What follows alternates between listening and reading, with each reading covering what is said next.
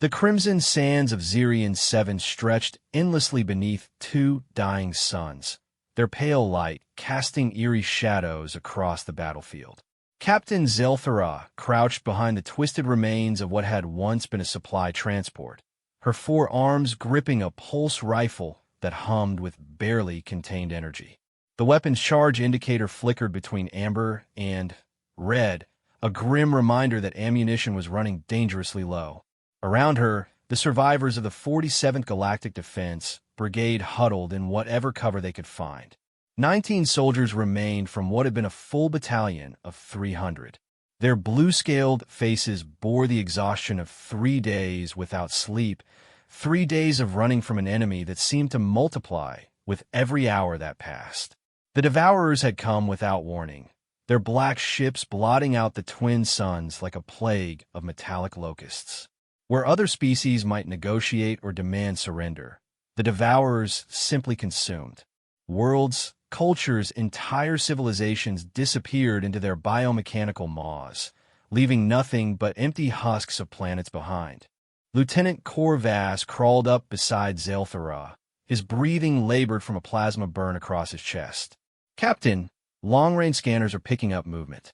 3 kilometers northeast, closing fast. Looks like a full hunting pack, maybe 40 units. Zelthara's mandibles clicked in frustration.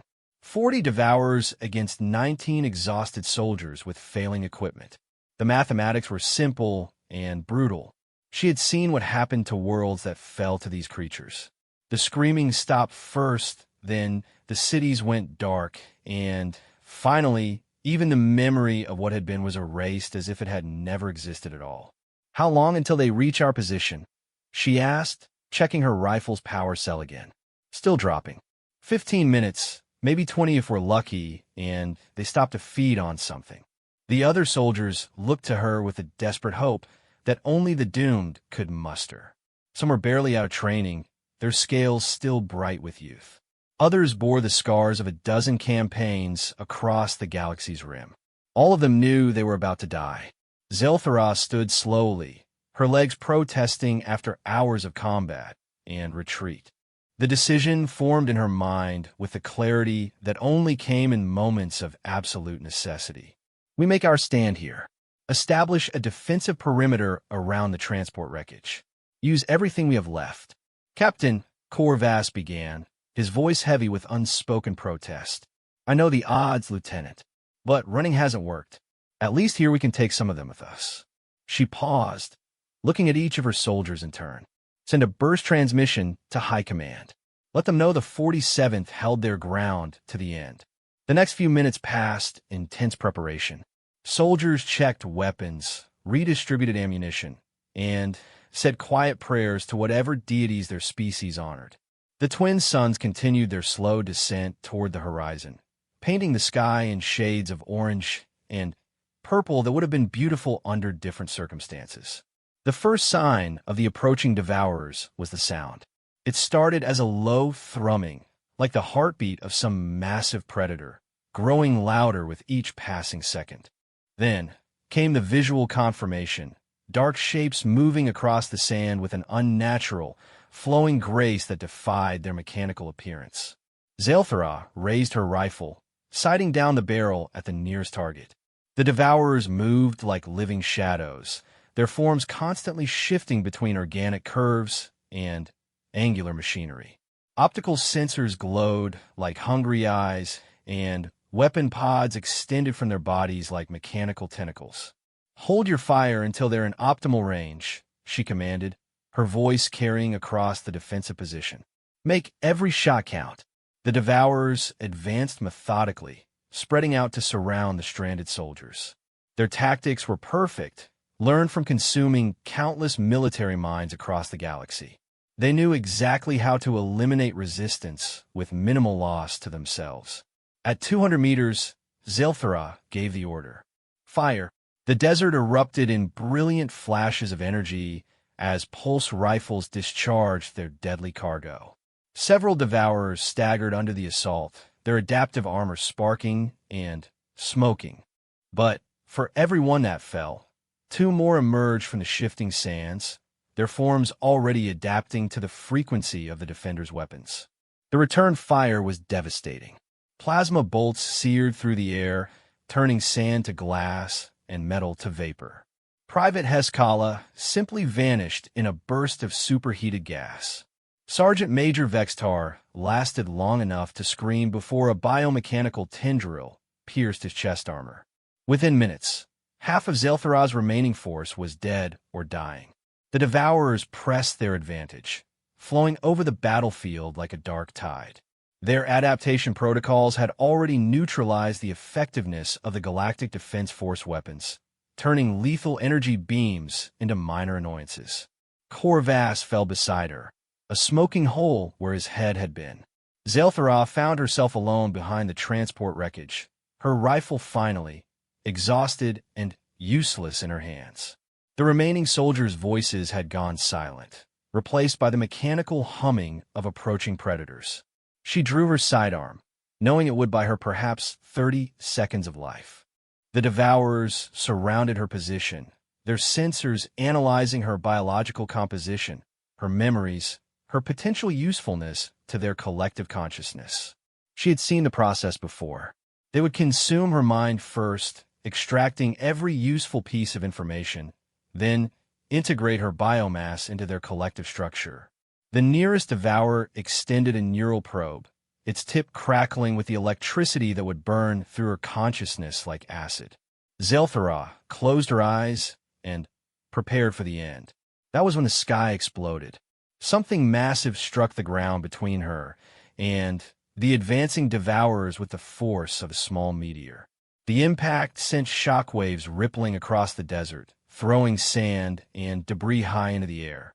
The Devourers recoiled from the disturbance, their sensors overwhelmed by the sudden electromagnetic pulse that accompanied whatever had just arrived. Through the settling dust, Zelthora saw something impossible. A figure stood in the center of the crater, roughly humanoid, but unlike any species she recognized. It was tall, but not unusually so, with pale skin and dark hair, wearing some kind of powered armor that hummed with unfamiliar energy signatures. The creature looked around the battlefield with eyes that seemed to take in everything at once. When its gaze fell on the fallen soldiers, something changed in its expression. Something dangerous. Well, it said, its voice carrying clearly across the desert despite the ringing in Zelthora's ears. Looks like I'm just in time for the party. The nearest Devourer launched itself at the newcomer, biomechanical claws extending to rend and tear. The creature moved with fluid grace, stepping aside at the last possible second and delivering a strike that sent the attacker tumbling across the sand. Where its hand had touched the Devourer's armor, metal began to smoke and corrode. You know, the creature continued conversationally as 3 more Devourers converged on its position. I really hate bullies. What happened next defied everything Zelthora thought she knew about combat, physics, and the natural order of the universe. The creature moved like lightning given flesh, its attacks somehow bypassing the Devourer's adaptive defenses entirely. Where they had shrugged off pulse rifle fire like raindrops, this being's touch seemed to cause their very molecular structure to collapse. The battle, if it could even be called that, lasted less than 3 minutes. When the dust finally settled, 40 Devourers lay motionless on the crimson sand, their forms slowly dissolving into component particles that the desert wind carried away. The creature walked over to where Zelthora still crouched behind the wreckage, its expression concerned but not unkind. "You hurt?" it asked, extending a hand to help her up. She stared at the offered hand, then at the being's face. "What are you?" Zelthora accepted the human's hand with trembling fingers, surprised by the warmth of his skin through the armor's interface. As he pulled her to her feet, she noticed details that her combat stress mind had missed during the fight. The armor wasn't like anything in the Galactic Defense Force arsenal. It seemed to flow and adapt like living tissue, yet maintain the hardness of military-grade composites. "Terran," she repeated, the word feeling strange on her tongue. "I've never heard of your species in any galactic database." Marcus Chun smiled, and There was something both reassuring and predatory in the expression. That's because we haven't officially introduced ourselves yet. We prefer to watch and learn before making first contact. He gestured toward the dissolving remains of the Devourers. Usually anyway. Sometimes circumstances force our hand. The captain looked around at the battlefield, taking in the scope of destruction.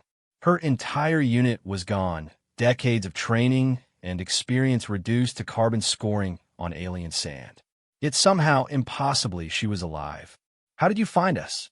How did you even get here?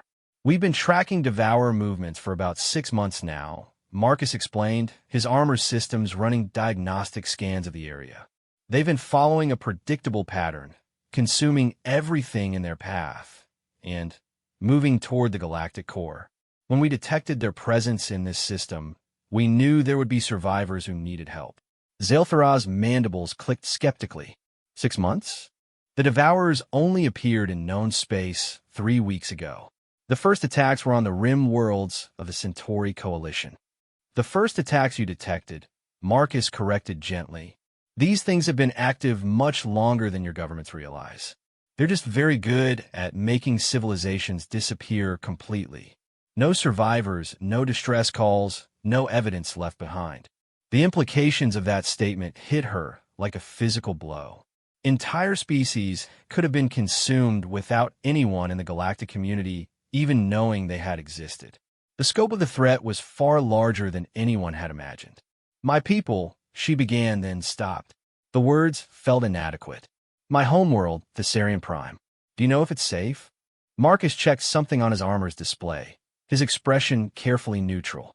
As of yesterday, yes.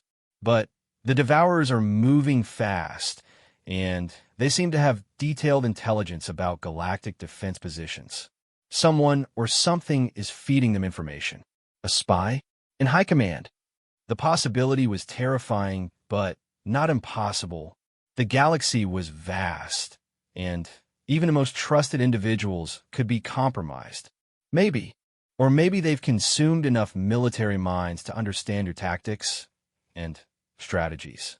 Marcus began walking toward the transport wreckage, his sensors scanning for any useful salvage. Either way, conventional military responses aren't working. That's why we're here. Zelthara followed him, her mind racing with questions. There are more of you. Oh yes, humanity might be new to your neighborhood, but we've been preparing for something like this for generations. We've seen what happens when peaceful species encounter predators they can't understand or fight. He paused at the wreckage of a pulse rifle, his armor analyzing its construction. Interesting design. Limited power source, but the focusing array is elegant. It was effective against most threats until today. The Devourers adapted to our weapons after the first few minutes of combat. Marcus nodded. They're good at that.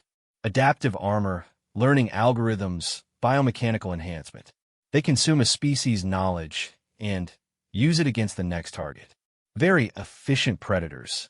But they couldn't adapt to whatever you did to them. That's because human technology doesn't work the way theirs does.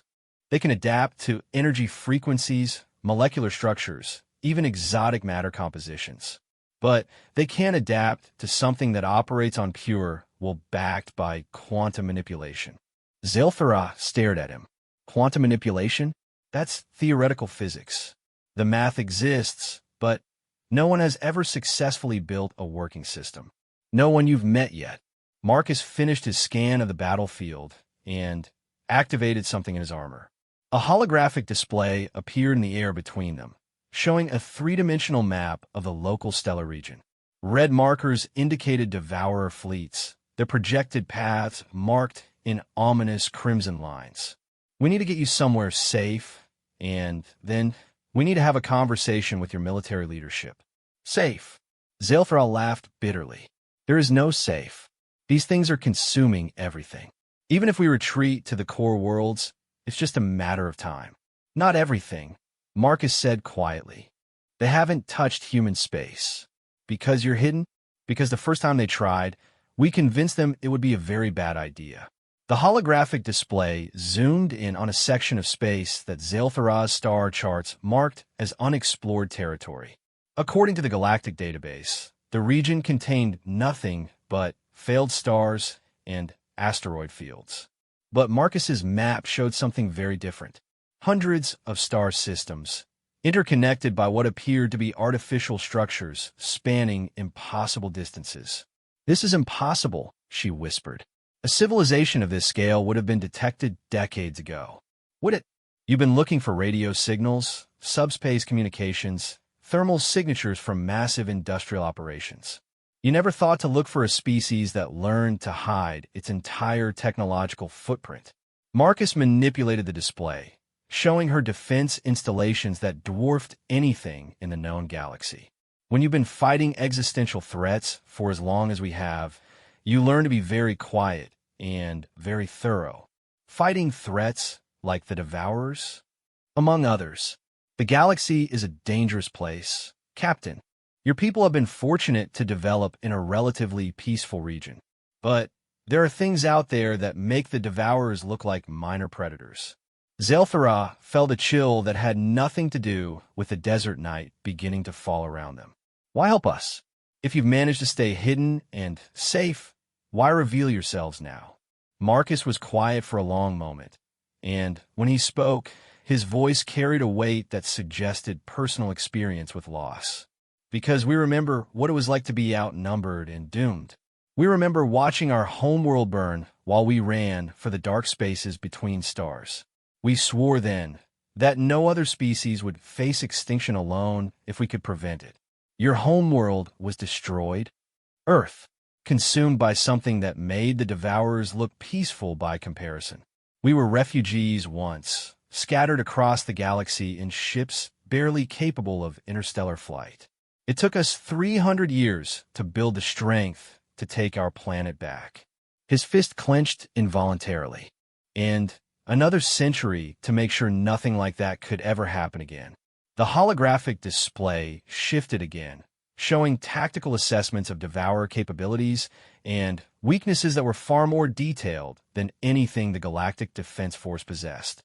Marcus had been studying these creatures with the thoroughness of someone who understood exactly what they represented.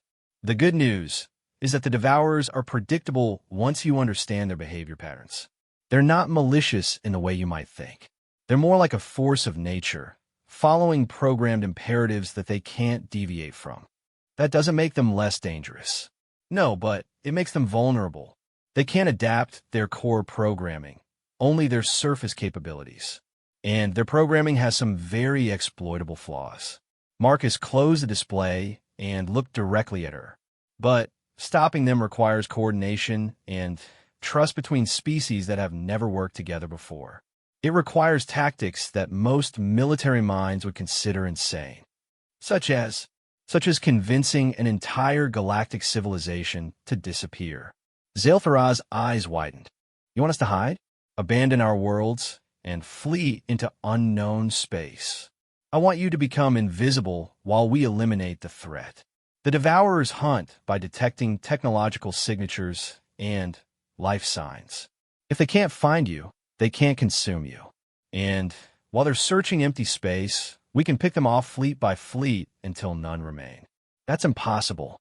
You're talking about evacuating billions of people from hundreds of worlds without the Devourers noticing.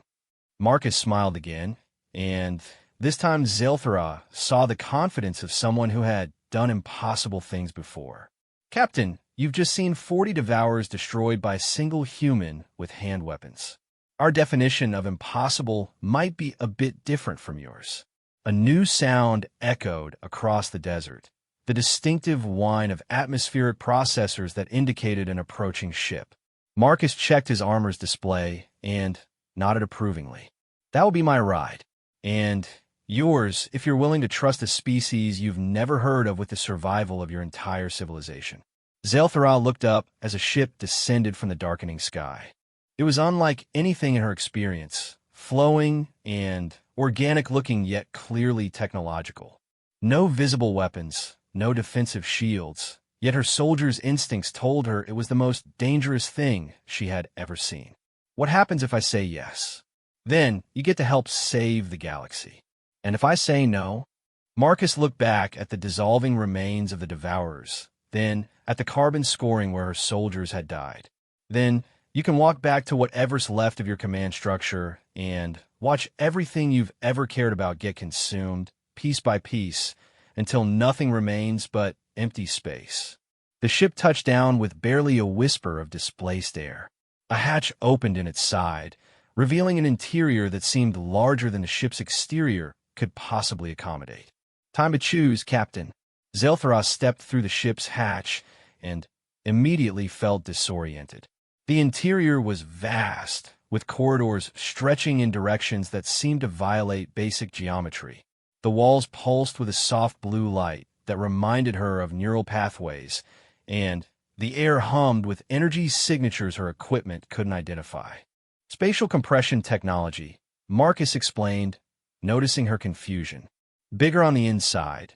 As one of our ancient cultural references would say, we had to get creative with physics when we started living in the dark spaces between galaxies." A figure approached them down one of the impossible corridors, and Zeltharov felt her tactical instincts activate automatically.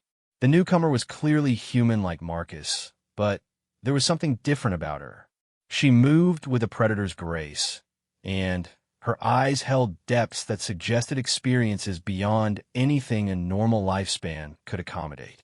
"Commander Sarah Wu." The woman introduced herself, extending a hand in what Zelthara was learning was a human greeting gesture. "I'll be coordinating the evacuation procedures if your people decide to accept our assistance." Commander Wu has been working on contingency plans for galactic-scale relocations for the past 50 years, Marcus added. She's evacuated 3 entire civilizations from extinction-level threats. 3. Zelthara's mandibles clicked in disbelief. "How many species have you encountered that required complete relocation?" "More than you'd be comfortable knowing about," Sarah replied matter-of-factly. "The galaxy has been a busy place while your corner of it was developing peacefully." "Marcus, what's our tactical assessment of the Devourer fleet movements?" Marcus activated a holographic display that filled the center of the corridor. The tactical picture was far worse than anything Zelthara had seen in official military briefings. Devourer fleets were advancing on 17 different fronts, their projected paths converging on the galactic core worlds within 6 standard months. "They're accelerating their timetable," he reported. "Something has them moving faster than their previous consumption patterns would suggest. Either they've detected our involvement, or there's another factor we haven't accounted for." Sarah studied the display with the focused intensity of someone who had seen civilizations die. "Population estimates for the affected regions? Approximately 43 billion sentient beings across 218 inhabited systems. Evacuation time frame? If we start immediately and use maximum resource allocation, we can complete primary population transfers in 4 months. That gives us a 2-month buffer for stragglers and final system sterilization." Zelthara listened to this conversation with growing horror.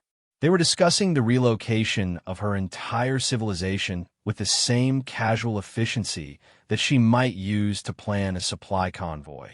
"Wait, you're talking about moving 43 billion people to where? Exactly?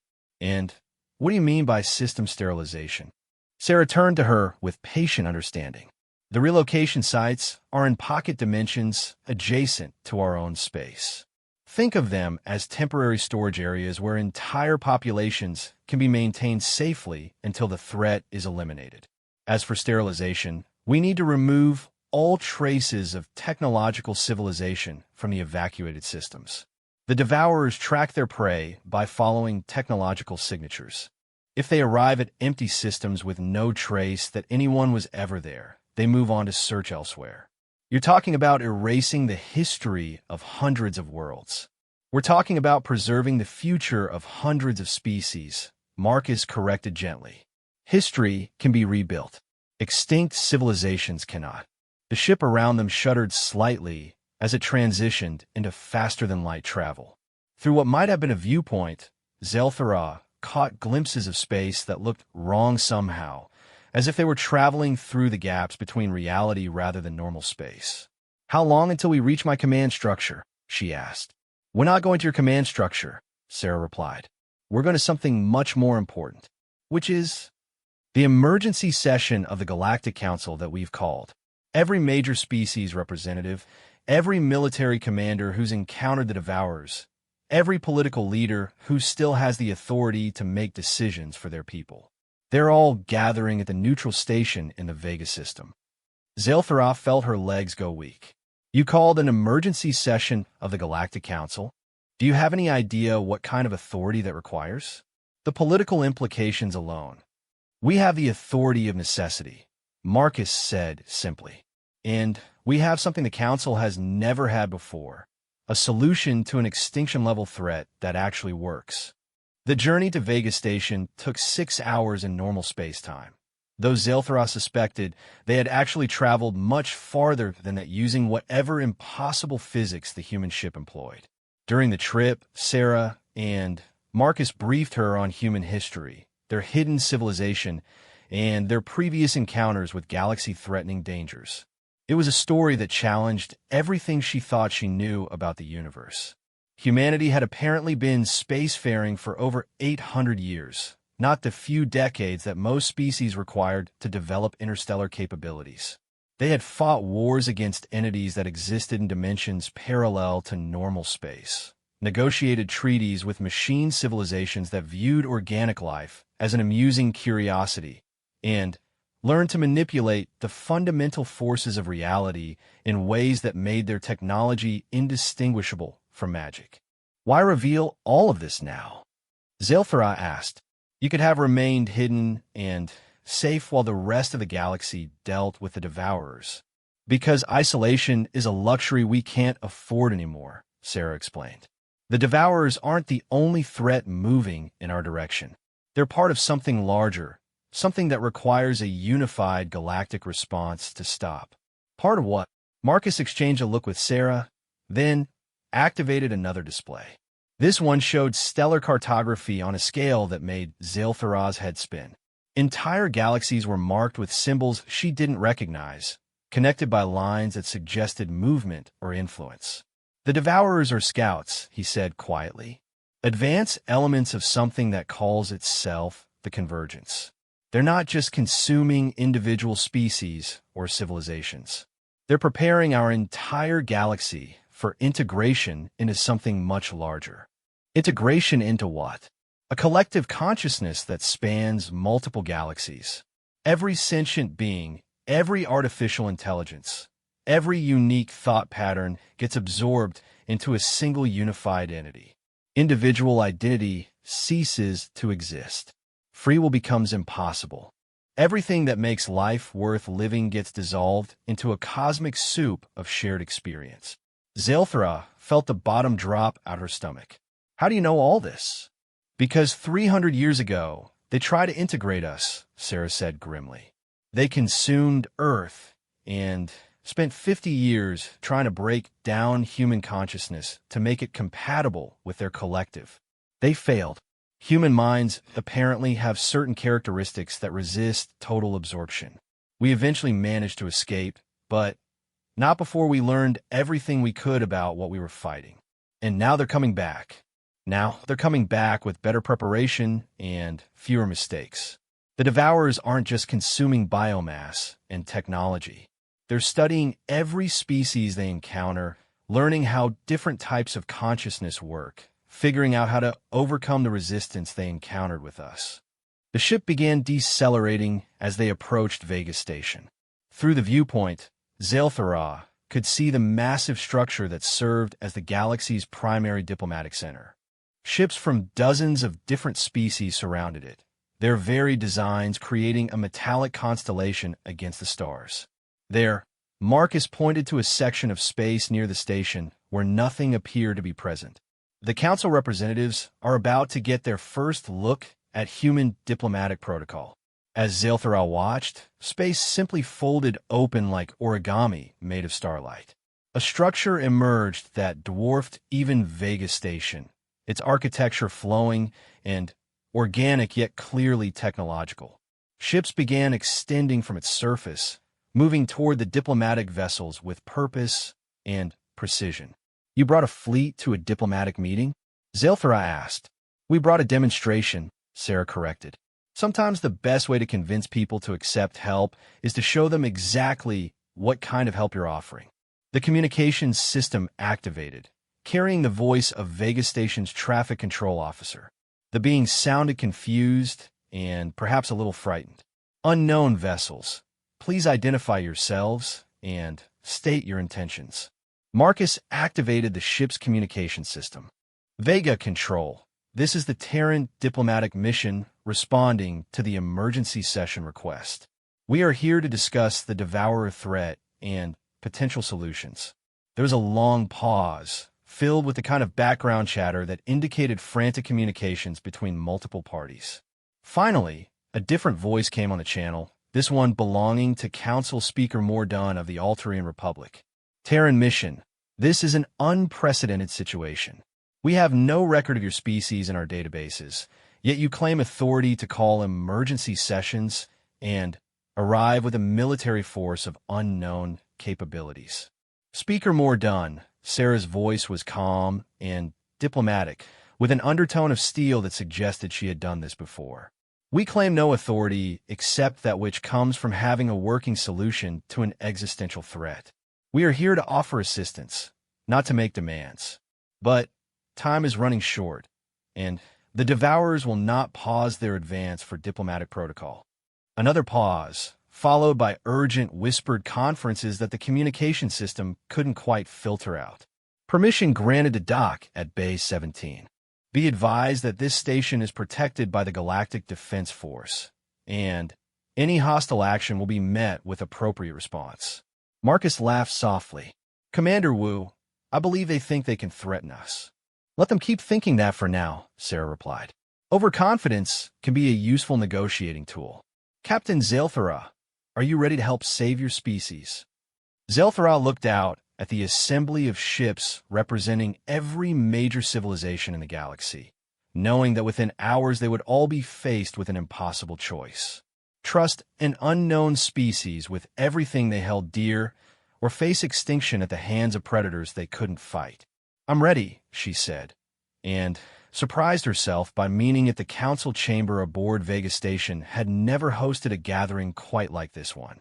Representatives from 47 different species sat in concentric circles, their varied forms creating a tapestry of evolutionary diversity that normally would have been cause for celebration. Instead, the mood was grim, with the weight of impending extinction pressing down on everyone present. Zelthara stood at the human delegation's table, still struggling to process the transformation that had occurred in her understanding of the universe over the past 12 hours. Around her, military commanders and political leaders whispered urgently among themselves, their conversations filled with speculation about the mysterious humans who had appeared from nowhere, claiming to offer salvation.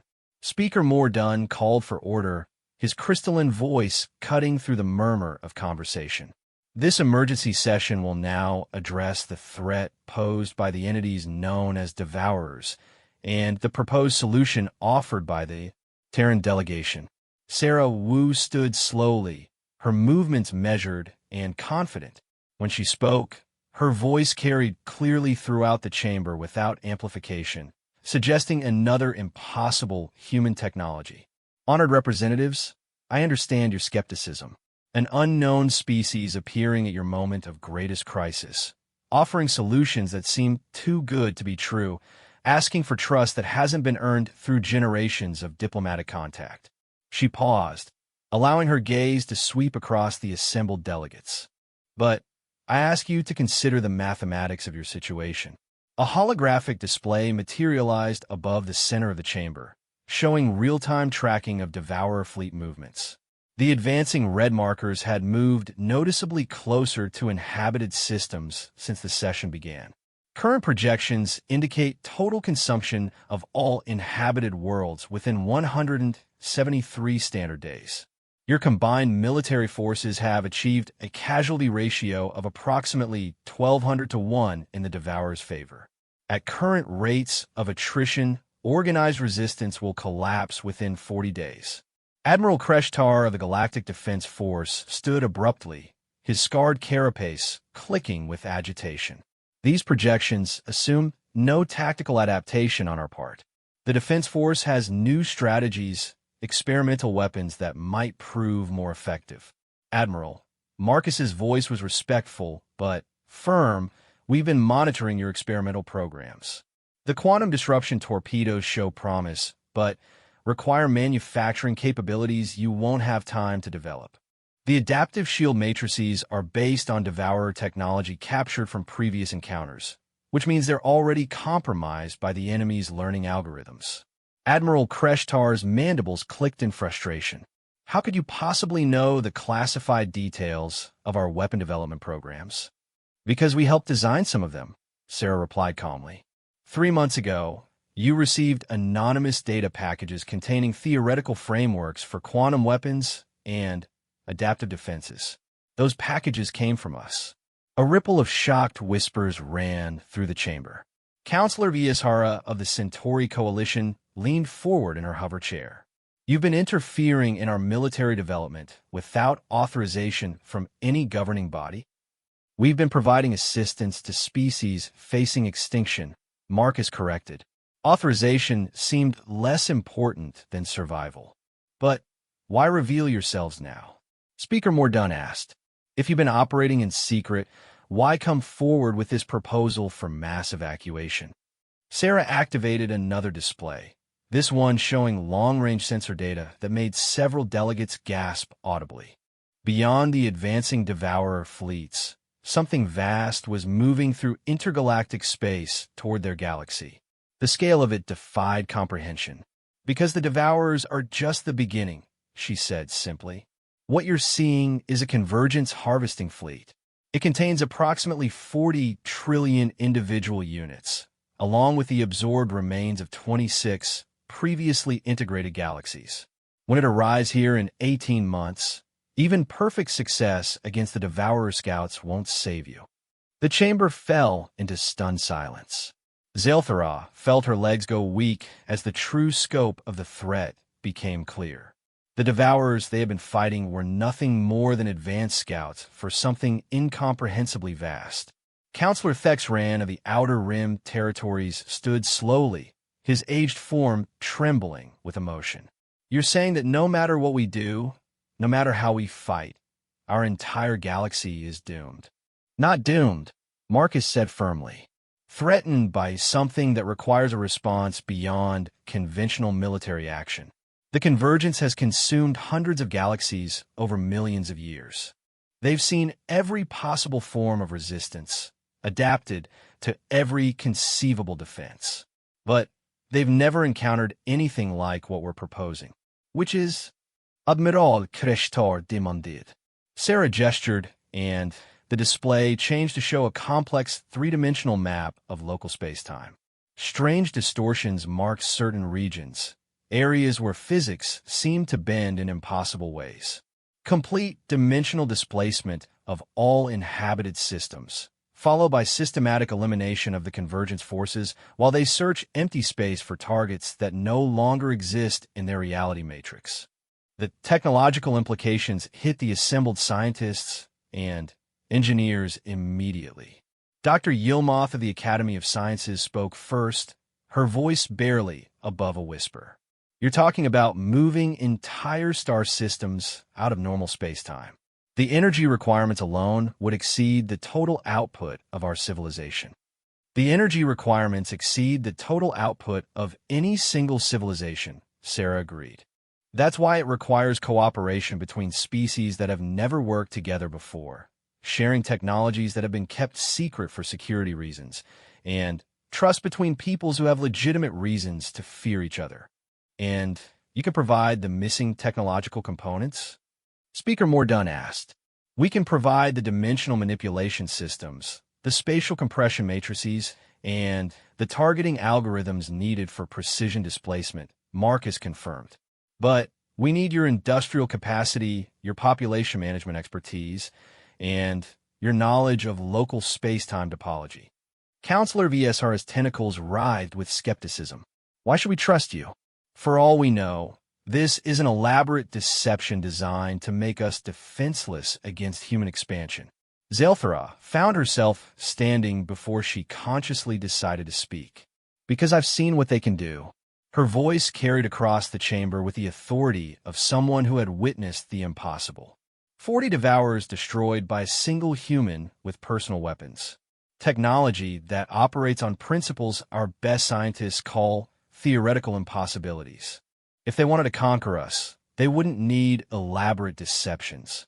Captain Zelthara is correct about human capabilities, Admiral Kreshtar admitted grudgingly. Our analysis of the battle data from Zirian 7 confirms weapons and defensive systems far beyond anything in our current understanding. Sarah activated a new display, this one showing detailed technical specifications for the dimensional displacement process. The evacuation would proceed in phases. Critical population centers first, followed by industrial infrastructure, then cultural and historical preservation sites. Each displaced system would be maintained in stable dimensional pockets until the convergence threat is eliminated. How long would we remain in these dimensional pockets? Dr. Yilmoth asked. Conservative estimates suggest 18 to 24 months for complete elimination of convergence forces in this galaxy, Marcus replied. During that time, your populations would be maintained in simulated environments indistinguishable from their original worlds. Simulated environments? Speaker Mordunn's crystalline form flickered with agitation. You're proposing to trap our entire civilization in artificial realities? We're proposing to preserve your entire civilization while we eliminate an existential threat, Sarah corrected patiently. The alternative is permanent extinction. A new voice entered the debate, one that carried the weight of ultimate authority. Fleet Admiral Zenkura of the Combined Species Defense Force had been silent throughout the discussion, but when she spoke, everyone listened. Show us, she said simply. If your technology can do what you claim, demonstrate it. Take one uninhabited system and displace it. Let us see this miracle with our own eyes. Marcus and Sarah exchanged a look. Then Sarah nodded slowly. Admiral, that can be arranged. The Kepler 442 system is uninhabited, but contains several large rocky planets that would provide clear sensor readings. We can displace it temporarily and return it within 6 hours. Do it, Admiral Zenkara commanded. Sarah spoke quietly into a communication device that appeared in her hand. This is Commander Wu. Initiate demonstration protocol Kepler 442. Displacement duration 6 hours. Full sensor documentation authorized. Through the chamber's main view screen, the assembled delegates watched as the Kepler 442 system, visible as a distant point of light, simply vanished. Sensor readings confirmed what their eyes told them. An entire star system had ceased to exist in normal space-time. The chamber erupted in shocked exclamations and urgent technical discussions. Through it all, Admiral Zenkara remained focused on the human delegation. The system will return in 6 hours? Precisely 6 hours, Sarah confirmed. And during that time, it exists in a stable dimensional pocket. Correct. Isolated from normal space-time, but maintaining all internal physical laws and processes. Admiral Zenkara was quiet for a long moment, then made the decision that would determine the fate of galactic civilization. Begin evacuation procedures immediately. All species, all inhabited systems, maximum priority. If the humans are wrong about this threat, we can rebuild. If they're right, and we do nothing, there will be nothing left to rebuild. Speaker Mordun called for an immediate vote. The result was unanimous. As the delegates began urgent communications with their respective governments, Zelthara found herself standing beside Marcus, watching the organized chaos of a civilization preparing to disappear. Will it work? She asked quietly. Marcus looked at her with the confidence of someone who had done impossible things before. Captain, you're about to find out what happens when humanity gets serious about protecting its neighbors. 6 hours later, the Kepler 442 system reappeared exactly where it had been, unchanged and unharmed. The evacuation of the galaxy began the next day. 3 months into the evacuation, Zelthara stood on the observation deck of the human command vessel Persistence, watching the last inhabited system in the Centauri sector prepare for dimensional displacement. The operation had become routine, but she never tired of witnessing the impossible made manifest. Below them, the planet Thessarian Prime rotated slowly in the darkness of space. Her homeworld, with its crystalline cities and vast ocean preserves, will be gone from normal space-time within hours. The thought should have terrified her, but instead she felt only relief. 3 days ago, Devourer scouts had been detected at the edge of the system. They would arrive to find nothing but empty space. Final population transfer complete, reported Commander Wu from the Central Coordination Station.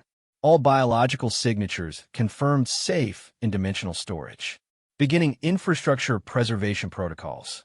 The evacuation had been a masterpiece of logistics and cooperation that historians would study for generations, assuming there would be historians left to study it. 43 billion beings relocated to pocket dimensions, along with their entire technological civilization, cultural artifacts, and even carefully preserved ecosystem samples.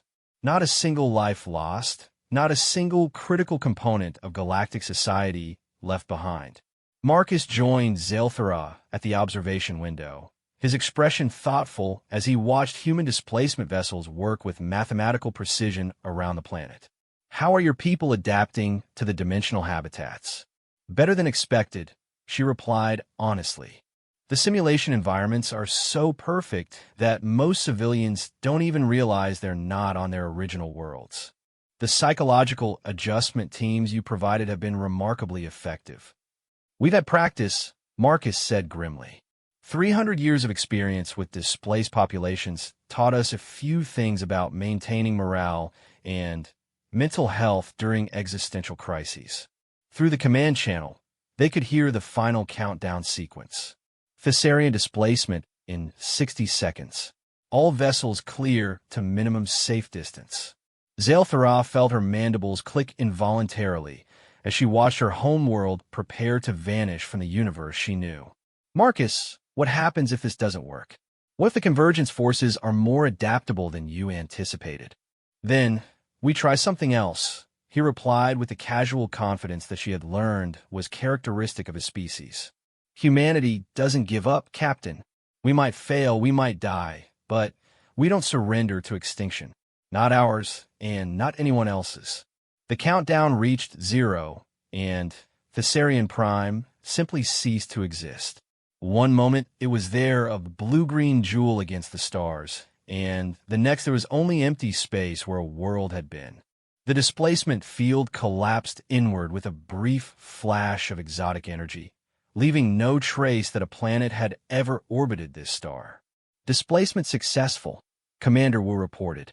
"Thessarian Prime confirmed stable in Dimensional Pocket 77 Alpha. All systems nominal." Across the galaxy, similar scenes had been playing out for months. Hundreds of worlds, trillions of beings, entire civilizations disappearing into carefully maintained dimensional storage, while devourer fleets advanced on empty systems. The psychological impact on the scouts was already visible in their behavioral patterns. They were becoming confused, aggressive, less coordinated in their search patterns.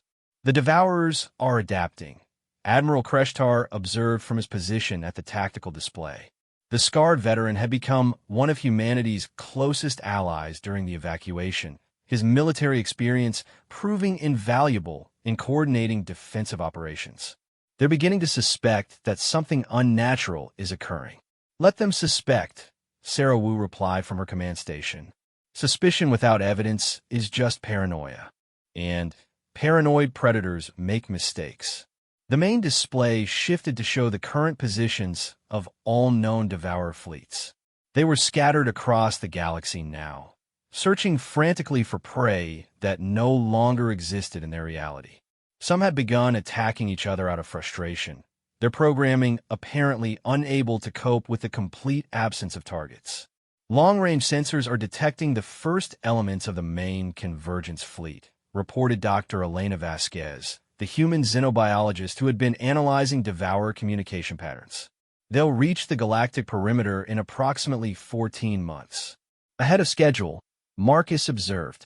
The lack of progress reports from their scouts is making them nervous. Good, Admiral Kreshtar growled.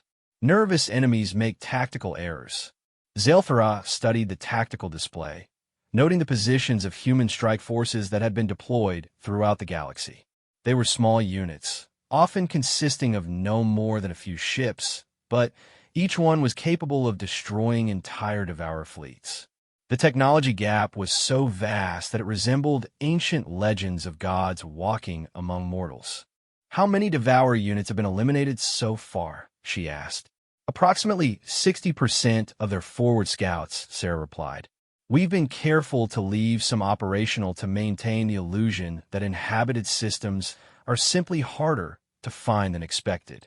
Complete elimination of their reconnaissance forces would have triggered immediate reinforcement.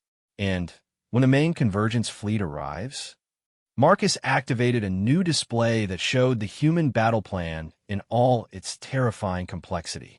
Ships that existed partially outside normal space-time, weapons that could manipulate fundamental forces, defensive systems that operated on principles that violated everything Zelthara thought she knew about physics. When they arrive, they'll discover that this galaxy has developed some very unfriendly neighbors, he said with a predatory smile. The convergence has consumed hundreds of galaxies, but they've never faced organized resistance from species that learn to fight in the dark spaces between realities. The display showed human fleets deploying in patterns that covered impossible distances, their movements coordinated through communication systems that operated faster than light without using normal space-time. It was a battle plan that spanned the entire galaxy, designed to eliminate an enemy force that numbered in the trillions. How is that possible? Dr. Yilmoth asked from her position at the Scientific Analysis Station. The elderly researcher had been studying human technology since the evacuation began, and her confusion had only grown deeper with each new revelation. The energy requirements for galactic-scale warfare should exceed the total output of stellar civilization. They would, if we were limited to stellar civilization, Marcus replied. But we learned a long time ago that the space between galaxies contains resources that dwarf anything available in normal matter. He gestured, and the display zoomed out to show the dark matter scaffolding that connected galaxies across cosmic distances. What had always appeared to be empty space was revealed to be a vast network of structures and energy sources that humanity had learned to exploit. Dark matter engineering, Sarah explained. When conventional physics can't provide the power you need to survive, you learn to work with unconventional physics. 300 years of hiding in intergalactic space taught us to see resources where other species see nothing. A priority alert flashed across the main display, drawing everyone's attention to the communication station. The message was brief but significant. The last Devourer Scout fleet had been eliminated, and the galaxy was now officially empty of convergence forces. Phase 1 complete, Commander Wu announced. All inhabited systems displaced, all enemy reconnaissance elements eliminated. Galaxy appears abandoned from any external perspective. Time to send the main convergence fleet a message they won't forget, Marcus said grimly. The display shifted to show the edge of the galaxy, where space itself began to ripple and distort. Massive structures emerged from dimensional folds, revealing the true scope of human military capability. Ships the size of moons, weapon platforms that existed in multiple dimensions simultaneously, defensive installations that drew power directly from the quantum foam of space-time itself. What are those? Zelthara whispered, staring at the impossible armada taking position at the galaxy's perimeter. The Terran Defense Fleet, Marcus replied simply. 300 years of preparation for exactly this moment. Admiral Zenkura, who had been silent throughout the briefing, finally spoke. How many ships? Approximately 4 million vessels of various classifications, Sarah replied, along with supporting infrastructure that includes dimensional fortresses, reality manipulation arrays, and temporal displacement systems. You've been building a fleet of 4 million ships without anyone detecting it. We've been building the capacity to defend our adopted home, Marcus corrected. The ships themselves were constructed in accelerated time streams over the past 6 months. Once we confirmed the nature of the threat, the scale of it was beyond anything the galactic species had imagined possible. Humanity hadn't just been hiding in dark space. They had been turning it into the most heavily fortified region in the known universe. Long-range sensors are detecting massive subspace distortions at the galactic perimeter, Dr. Vasquez reported. The main convergence fleet is beginning to arrive. Through the command vessel's sensors, they watched as reality itself seemed to tear open at the edge of the galaxy. Ships emerged that dwarfed anything in conventional space, their organic forms suggesting a fusion of technology and biology that had consumed thousands of civilizations. Behind them came the harvesting platforms, massive structures designed to process entire solar systems into raw materials for the Convergence Collective. Convergence fleet strength, approximately 40 trillion individual units. The tactical computer reported with mechanical precision. Estimated arrival time for full deployment, 14 hours. Begin Phase 2. Admiral Kreshtar commanded, his voice steady despite the impossible odds they were facing. Phase 2 initiation confirmed, Sarah replied. All human fleet elements commence engagement protocols. What happened next would later be remembered as the Battle of Dark Space, though historians would argue that calling it a battle implied a level of uncertainty about the outcome that simply hadn't existed. The Convergence fleet emerged into a galaxy that had been turned into the most elaborate trap in cosmic history. Human ships attacked from directions that didn't exist in normal space-time, their weapons bypassing Convergence defenses by operating on principles the collective consciousness couldn't adapt to. Entire enemy fleets simply vanished as dimensional weapons removed them from reality altogether. The harvesting platforms, massive as they were, proved helpless against attacks that targeted their quantum foundations rather than their physical structures. Enemy casualty rate exceeding projection models, Dr. Vasquez reported with barely controlled excitement. The Convergence forces are unable to adapt their defenses to human weapon systems, because they're trying to adapt to something that doesn't follow the rules they understand, Marcus explained to the assembled observers. Every galaxy they've consumed used conventional physics, conventional weapons, conventional tactics. They have no frame of reference for fighting an enemy that learned to manipulate reality itself. The battle raged for 6 days, though the outcome was clear within the first few hours. The Convergence Collective, which had consumed hundreds of galaxies over millions of years, was systematically dismantled by an enemy they couldn't understand or predict. When the last enemy vessel was eliminated, the galaxy fell silent except for the quiet hum of human ships maintaining their positions. Convergence fleet eliminated, Commander Wu reported. No surviving enemy units detected in local galactic cluster. Beginning Phase 3, Dimensional Restoration. Over the following weeks, the evacuated systems were returned to normal space-time one by one. Populations that had lived in dimensional storage for months emerged to find their worlds exactly as they had left them, but now defended by a network of human installations that guaranteed their future safety. Zeltharas stood, once again on Thessarian Prime's surface, breathing air that tasted exactly the same as it had before displacement. Around her, the crystalline cities gleamed under the familiar light of her system's star, while overhead, barely visible human patrol ships maintained a protective presence that would guard her world for generations to come. Marcus materialized beside her through what she had learned was a standard human transportation system. His expression relaxed for the first time since she had met him. "How does it feel to be home?" he asked. "Like a miracle," she replied honestly. 3 months ago, my entire species was facing extinction. Now we're part of a galactic community that's safer than it's ever been in history. That's the thing about humans, Marcus said with a smile. We're really good at turning hopeless situations around. Comes from practice. In the sky above them, barely visible against the stars, the Human Defense Network maintained its eternal vigil. 43 billion beings went about their lives knowing that they were protected by guardians who had learned to fight in the dark spaces between galaxies and who would never again allow extinction to threaten the innocent. The galaxy was safe, and humanity had finally found a home worth defending.